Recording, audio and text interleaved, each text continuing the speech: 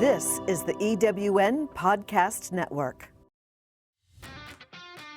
Ever wondered how you could turn your side hustle into a full-time gig and spend more time together?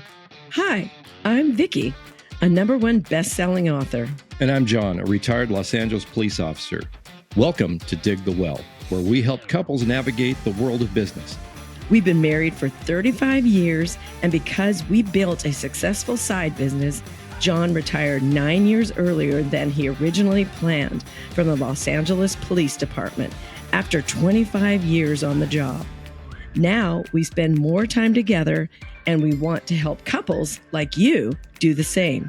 Join us as we help you overcome common obstacles, and we show you how to make extra income without sacrificing family time. Ready to dig deep and build your well? Let's get started.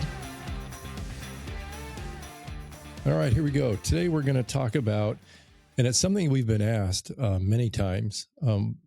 It's people who are interested in starting a business from home, running something from home, but they're not sure what, right? They're like trying to figure out what would be the perfect business for me, what would work. And so Vic and I have come up with a list of things that we think are important if you're considering doing something from home, running a side gig, side hustle from home. Yeah, because don't forget our perspective.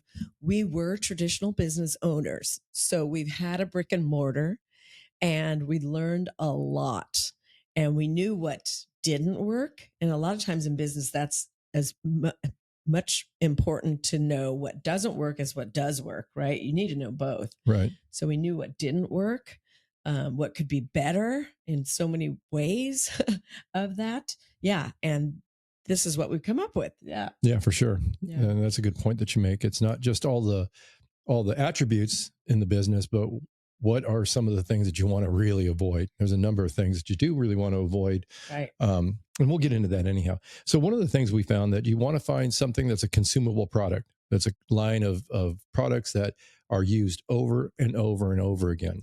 Yeah, because when we think back to our traditional business, which you've heard about is car stereo, alarm, car covers, you name it. Well, most people are not replacing their car stereo every month, right? Right.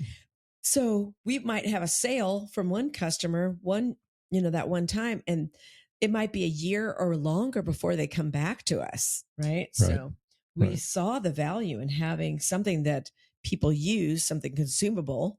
They use it and use it up and need to buy it again and again and again. That repeat business, book of business is huge. Right. So that makes it really important that whatever this company is, whatever the product is that they're manufacturing or selling and what you're selling is that it's quality, right? So that and there's value. So if you're not going to have that repeat business if you're not selling something that's good quality and that has value for the consumer. Yeah, and solves a problem for them. Yeah. Yeah, and one of the things that we also look for is that the product has some sort of exclusivity. So patents are great, right? Patents, but a patent is a piece of paper. And it doesn't mean the product's not going to get copied. It's just not going to be legally copied. And I tell you what, go to any swap meet, any kind of place like that, and you'll find a ton of counterfeit Rolex watches. And how about handbags, designer handbags? Oh, yeah. In fact, they say most of what's being sold is not genuine product at most places. And it certainly, if it sounds like it's a good deal, it definitely is going to be counterfeit. So you know that Rolex has patents on all their watches, yet they're still being copied left and right because it's easy to copy. It's easy to copy a watch. It's easy to copy a handbag. So you want to look for a product that has some barrier of entry, something that while it's patented, it's illegal for them to copy, but it's nearly impossible for them to copy, or at least to copy and try and make any money on that copy. So that barrier of entry could be just difficult, or it could be just costly for them. It could just be just too much money for them to copy, so they won't. Right. Those are huge. And honestly, most people never think about any of that. Yeah.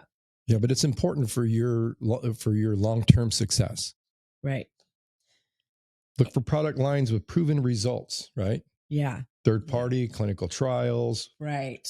Yeah, exactly. That have proof of concept basically too. Yeah. Right. As well as the science behind it and Yeah, because we trials. found that if you're trying to break into that, there's less work for you to do, right? Because those results have been proven. It's been proven by a third party, someone other than you. You're not trying to convince someone that, hey, this Hyundai is the best car ever made. Right. But if Hyundais really were the best car ever made, there would be other people talking about that, and you wouldn't have to be explaining it. Not saying that they are or they aren't. I'm just using them. Right. That was the first We're thing. not bashing anybody. Yeah. What you also want to find is a business that doesn't require you to have inventory. Right. You don't want to have to fill your garage, so that it's called garage qualified, right? So in order for you to qualify to get paid this month, you have to buy personally a whole bunch of stuff and then store it in your garage. Right. And we've been involved in other businesses like that. Currently, if you come out to our house and look in our garage, there's not with the company we're at right now, there's not a single product in there in the garage. Not at all. Don't have to do that. And again, what I always want to go back to Prestige. We had to get a loan. We had to get a loan for our inventory. Remember that? We got a small business loan. Wasn't it Wells Fargo? Well, we would have to take out different lines of credit whenever we need, because exactly in order to establish a decent price on some of the items that we were selling, we would have to buy in bulk. We'd have to buy, or at least sign an agreement that we're going to buy quite a bit of the product, and then we're stuck with this inventory, and that's costly if that inventory is just sitting there on the shelves. And it would, like, I know there's people in the fashion industry. Think about it, you have to have all these different sizes. You know, if you're in the fashion industry, we had the car bras, and that was back in the day when there were car bras, but car covers. Remember, we had so many of those wolf covers that they were all the different types, but the non-popular ones wouldn't sell, but we had it on our shelf.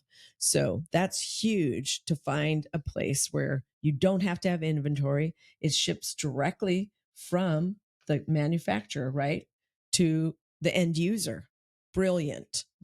Yeah. And it's easier, I think, now because of the internet.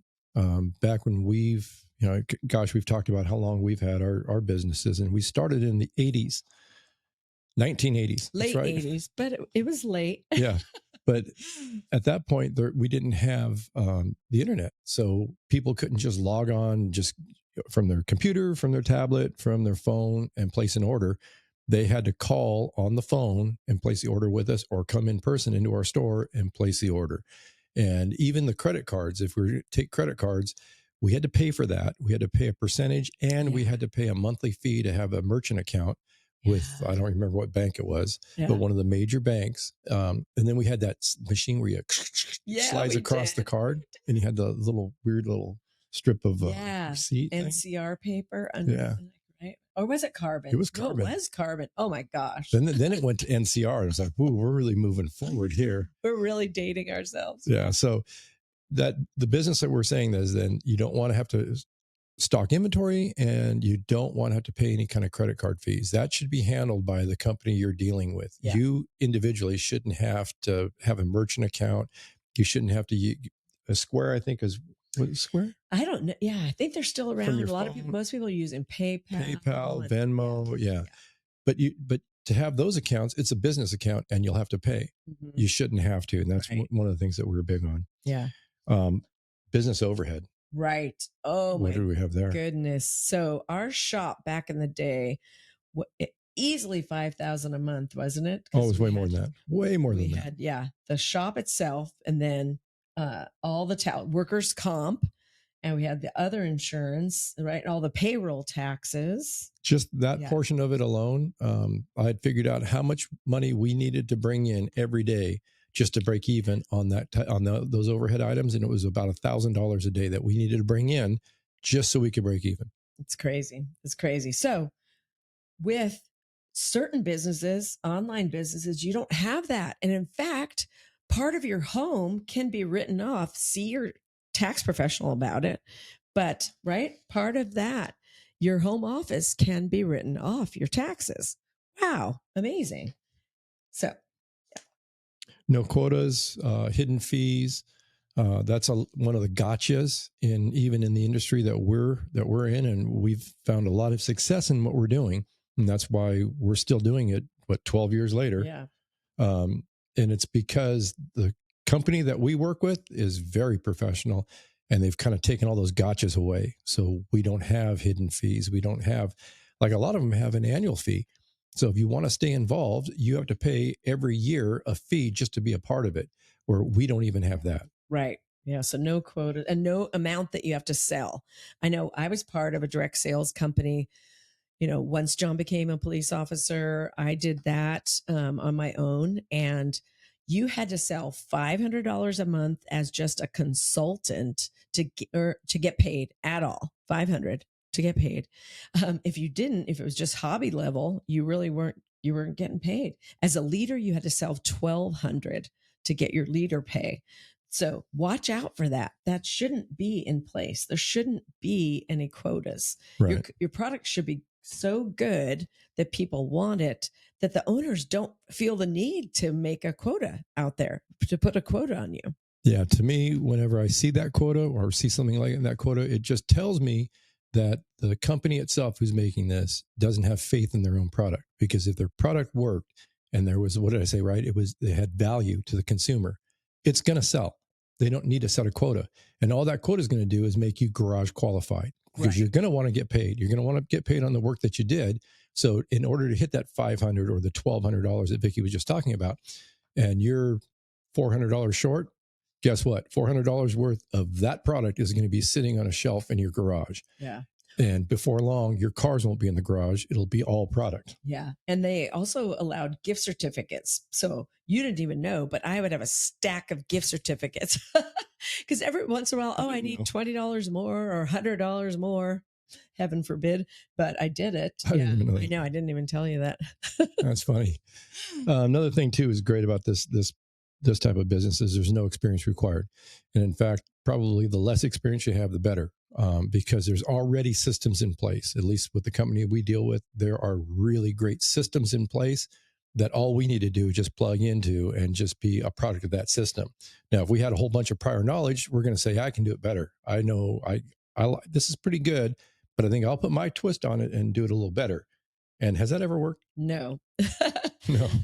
Because usually the people that have been doing it longer than you have tried what your brilliant idea is, and they found out it doesn't work, and they can guide you and help you, avoid doing that. Mm-hmm. So yeah, no experience required. I love that. Yeah, and if you and these systems are set up for you to be successful. Let's face it, right? So the company is not going to put together a system for you to follow that is not going to help you to be successful. Because the more successful you are, obviously you're selling more of their product, or at least more of their product is going through your business, whether you're personally selling it or someone in your business is selling it. So it just moves more product. So of course they want you to be as successful as you can possibly be with as little amount of work and headache on your end. That's why they have the system, and it is a system for success for sure. And, I want to tack onto that we didn't touch on yet. And that is the fact that we've been blessed. We've been a part of a couple companies that had systems, whether it was a robust system like the company we're with now, or it was a mediocre one like what I've been with, but it had something.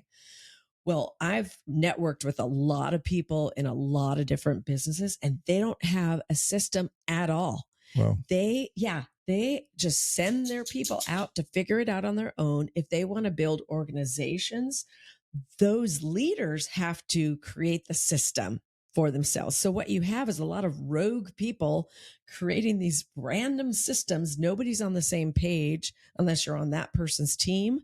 And so if you weren't blessed to have a kind of a natural born leader as part of your mentorship, you're out of luck. It's really difficult. Yeah, that's a really good point. So yeah. So whatever you're looking at, just make sure that it has a system and it's a good system, and really look into it and see how it is.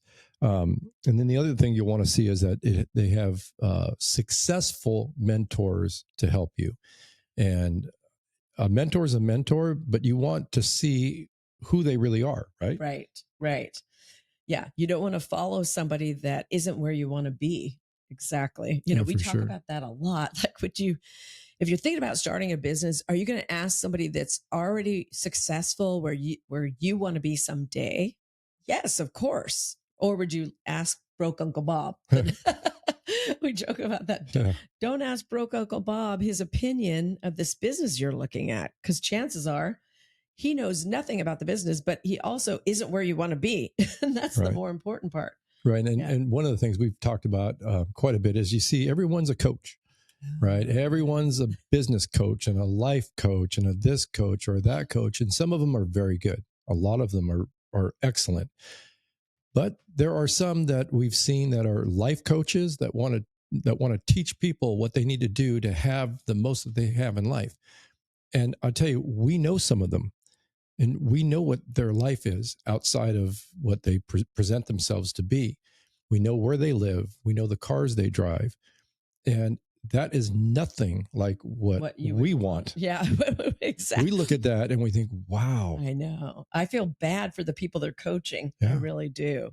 But chances are the people they're coaching haven't done their due diligence to make sure, okay, is this somebody I want to follow? Are they living the life I want? Yeah. So that's the other thing I was going to say was, whatever business you're looking at, and they're saying we have mentors that help you, make sure these mentors are successful people, and they're good people, they're quality people, they're people that are like-minded, right? You really want to tie in with someone and kind of lock arms with someone who has your same beliefs and ethics. And ethics. Mm-hmm. And really, hopefully you can tell if they really do care about your success and your family's well-being. Yeah. And would you have them watch your kids or your grandkids for that matter? They've got to be that good of a person in our opinion. Yeah, for sure. Yeah. Yeah. And another big part of what we do is personal development, right? So personal development should be a part of any business you do, even if it's just on your job, because you don't want to be stagnant, right? Either you're going to develop and be better, or you're going to decline and be worse. And so I think personal development is overlooked in most workplaces. And I think if employers cared about their employees more and cared about their employees' job output, I think that they would focus a little bit more on personal development, because it makes people just better people. It makes them better at work. It makes them better family people, makes them a better husband, makes them a better wife, makes them better parents. The personal development is just can't be overstated. Right. I think. Yeah. It's like number one up there. I agree. I saw a reel recently. Actually, I think I copied the person that did it. And it said, evolve or repeat. And how are you going to evolve if you're not reading personal development, if you're not listening to a great podcast, reading a great book? You're just going to kind of repeat what was modeled for you growing up. And in a lot of cases, that's not where you want to be. You already know that. So you want to evolve. So personal development should be in the fabric of this business that you're starting. Definitely. Right. It really does need to be one of the pillars. And, we work on personal development every day. And yet I still see that I have so far to go. Oh, yeah. We all do. Yeah, for sure. It should. Yeah. And you know what? I hope that never changes. Right. I hope I never stop wanting to develop personally. Yeah, definitely. Definitely. And then a supportive, collaborative community. You might be sitting there thinking, oh my gosh, my work definitely isn't that. But, I don't know if starting a business, how would a business have a collaborative community? Trust me, the good ones do. The good ones have that figured out. They've got a community where they help each other. And there might be a Facebook group that you could be a part of. They definitely go have conferences, a couple times a year. You should go to every single one of those and treat that like a work day. Don't just think these conferences are for rah-rah. No, they are to learn and grow and get together with the community, actually more than anything. Also, hopefully your company has weekly and monthly trainings where you get together with the community that way on Zoom. But that's a biggie. And I know that's something our CEO has worked on from the beginning. Yeah, right. And it's just building a culture of like-minded people who are who are really supportive of each other and they really want each want to see the best for everyone else. Right. And I remember our CEO saying from the get-go of the company, we probably had 100 people part of the company, 200 people.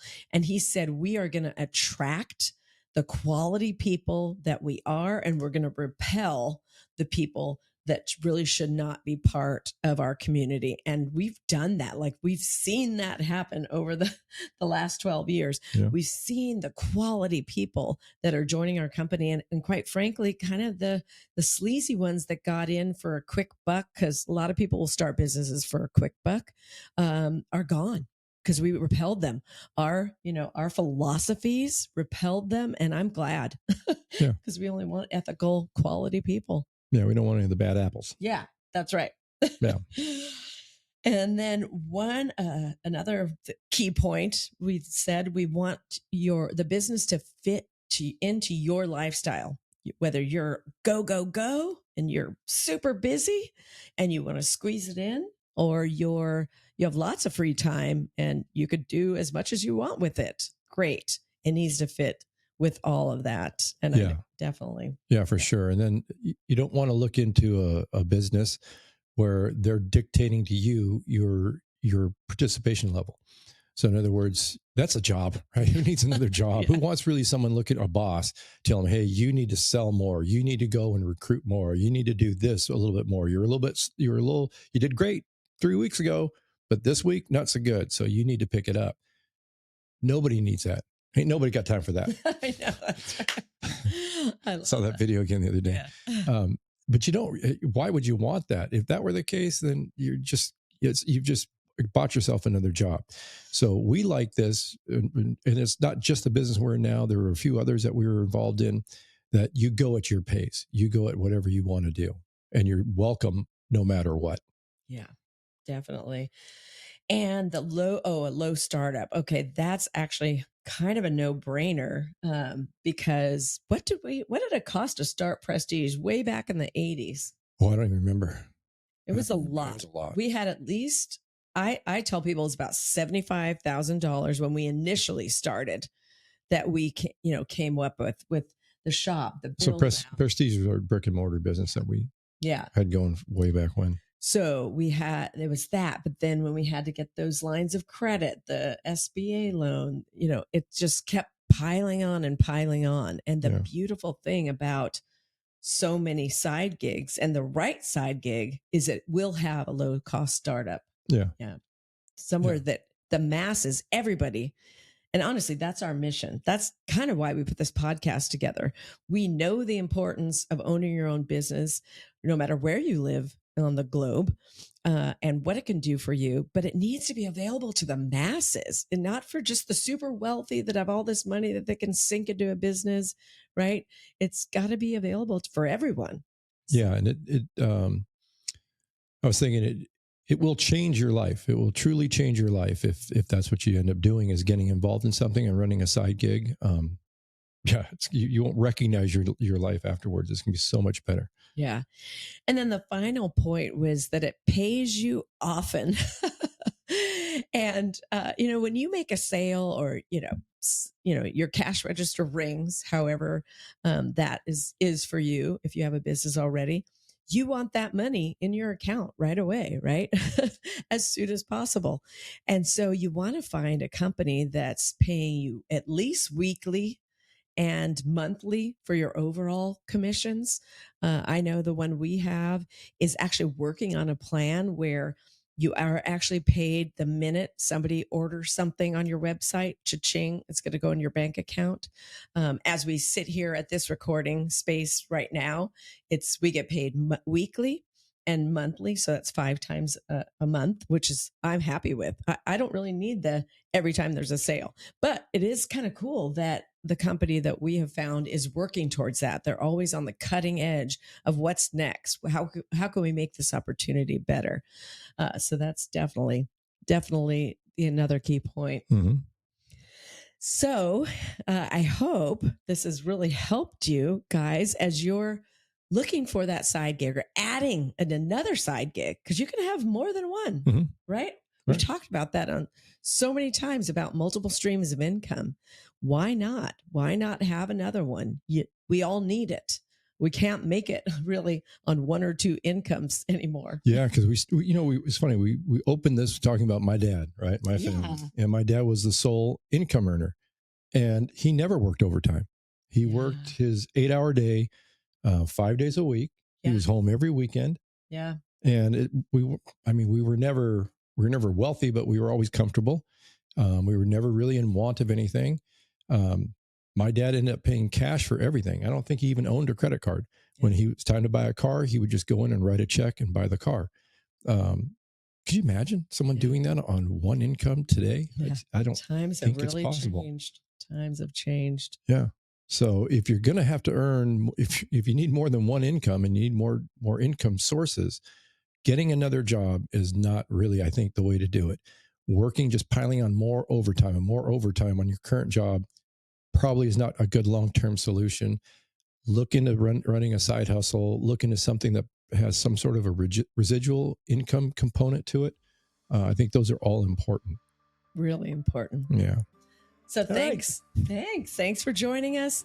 You know what to do. Like and subscribe and leave us that review. Thanks, guys. Bye. Thanks for joining us on Dig the Well. We hope you feel empowered and ready to take on new challenges. Remember, if we can do it, so can you. Keep learning, keep believing, and going after your dreams. And if you enjoyed this episode, share it with someone who needs a little inspiration or maybe a nudge in the right direction. Help us grow this community of go-getters. Together, we can achieve greatness and get back to family. Thanks for listening, and let's keep digging the well.